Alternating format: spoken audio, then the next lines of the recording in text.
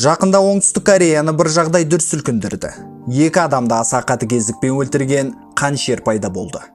Негізі Оңтүстік Кореяда сот шешімін шығармағанша қылмыскердің аты жөні, оның суреті және басқа да мағлұматтар айтылмайды. Бірақ 31 жасар Ли Кийонның жағдайы өзгешерек. Ли Кийон екі адамды өлтіргенде, олардың мәйітін жасырмақ болғанда күдікті болып табылды. Десек те, полицияның айтуы бойынша айғақтар жетіп артылады. Ли Кийон мас күйінде таксистің көлігін соққан. Сосын мәселені шешу үшін таксисті өзінің үйіне алып барған. Сосын 60 жасар таксисті өлгенше ұрып соққанын мойындаған. Сосын оның мәйітін шкафқа жасырған екен. Тергеу барысында Кийон өткен жылдың тамызында 50 жасар әйелді өлтіргенін де мойындаған.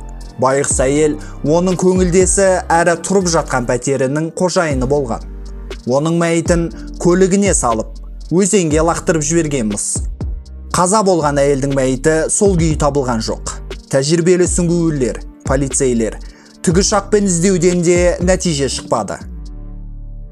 Одан бөлек Ли Кийонның пәтерінен тағы бір адамның ДНК-сы табылды. Соған қарағанда құрбандардың саны көп сияқты. Оңтүстік Корея дегенде көз алдыңызға сапалы әрі қауіпсіз өмір, озық медицина, үлкен жалақылар, жақсы жұмыс орындар елестеуі мүмкін. Бірақ кез келген мемлекеттегідей Оңтүстік Кореяның да жасырып отырған, ешкімге айта бермейтін сұмдық құпиялары жетіп артылады. Оны білу үшін өткен шаққа кішігірім экскурс жасап көрейік. Бүгінгі видеода Оңтүстік Кореяның ең танымал әрі ең қатыгез үш қанішердің оқиғасын баяндап беремін. Олай болса, сіздерді Рилнар арнасында қош көрдік, баршаңызға сәлем. Аванс ретінде осы видеоға лайк басып, арнама жазылып, қоңыраушаны мыжып кетіңіздер.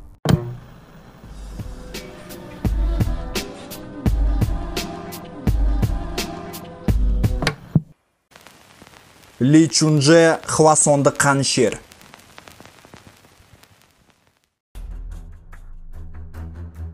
«1986 және 1994 жылдардың аралығында Хвасон қаласының айналасында 15 әйел қаза тапты. Құрбан болғандардың жасы 8 және 71 жасқа дейін еді. Олардың 14-і байлаулы, ауыздарына шүберек тығулы, зорланған және тұншыққан күйде табылды. Көбіне құрбандарды өздерінің іш киіммен қалқындырып өлтірген. Мұндай малғындық пен қатыгездіктен Оңтүстік Корея халқы қатты шошыды. Оның үстіне қылмыскерді ешкім қолға түсіре алмады.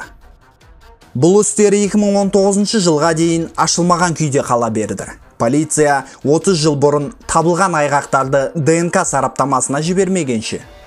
Сараптаманың нәтижесінде қанды оқиғаларға жауапты Ли Чунже екені анықталды. Және ең қызығы, Ли Чунже өзінің келінін зорлап өлтіргені үшін өмір бақи бас бостандығынан айырылған екен. Ли Чунже кінәсін мойындаған, бірақ ол істердің ескіру мерзіміне байланысты жауапқа тартылған жоқ. Бір жағынан өмірінің соңына дейін түрмеде шіритін адамға тағы не керек? Одан бөлек, қылмыскердің орнына 20 жылға қате сотталған адам бостандыққа шыққан. Ли Чунже бала кезде үндемейтін, байсалды бала болатын, деп еске алады оның көршілері. Ал қылмыскердің айтуынша, оны бала кезде бір әйел зорлаған. Ал Ли Чунженің әйелі оның маскүнем болған, және жанұясына жиі қол көтергенін айтқан.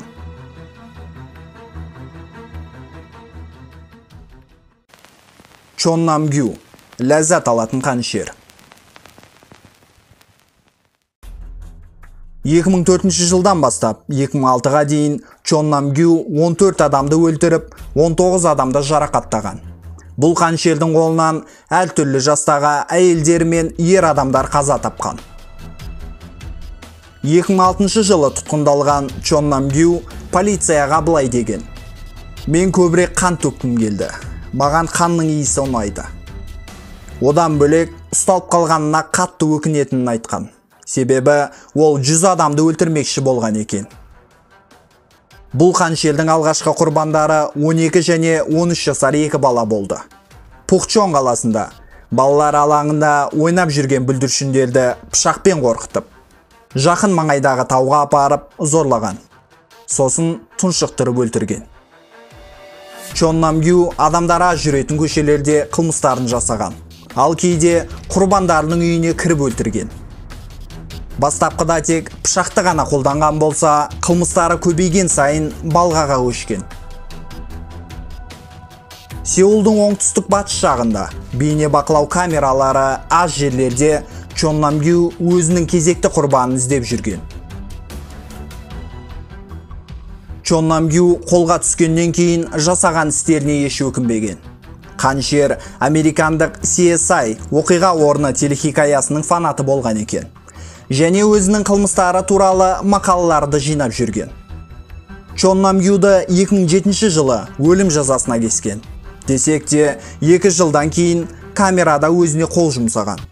Қаншердің сөзінше бала кезде әкесінен көп таяқ жеген. Және көршісі оны зорлаған екен. Ю Йон Чхоль, жезөкше жегіш. 2003 жылдан 2004 жылға дейін Ю Йон Чхоль 20 адамды өлтірген. Олардың 11-і жезөкшелер. Алғашқы құрбандар 72 жасар профессор және оның жұбайы. Оларды 2003 жылдың қаңтар айында өлтірген. Ю Йон Чхольдің сөзінше, ол бай адамдарды жек көрген. Сол себептен қылмысқа барған. Бірақ Қаншердің құрбандары көбіне қарапайым қызметкерлер немесе жезөкшелер болған. 2004 жылдан бастап қылмыскер тек жезөкшелерді көздеген. Және олармен не істегенін айтсам, төбе шаштарыңыз тік тұрар. Құрбандардың денелерін бөлшектеп жеген. Ю Йон Чхольді 2004 жылдың шілде айында тұтқындаған. Жезөкшелерге қарайтын адам қыздары үсті-түссіз ғайып болғасын, Ю Йон Чхольдің телефон номерін полицияға хабарлаған. Бақ өкілдеріне сұхбат беру барысында Қаншер менің қылмыстарымнан кейін әйелдер жәлеп секілді жүруді доғарып, ал байлар жерге түседі деп үміттенемін, деп айтқан. Қазіргі уақытта Ю Йон Чхоль өлім жазасына кесілгеніне қарамастан қамауда отыр. Бақ өкілдерінің ақпараттарына сүйінсек, түрмеде қылмыскер агрессия танытып, тәртіпке бағынбайды екен. Не болса да Ю Йон Чхоль қалған өмірін қамауда өткізеді. Өйткені Оңтүстік Кореяда өлім жазасы 1997 жылдан бері орындалмайды.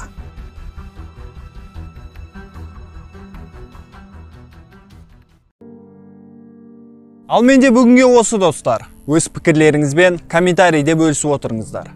Баршаңызға аманшылық. Қызықты видеоларда көріскенше.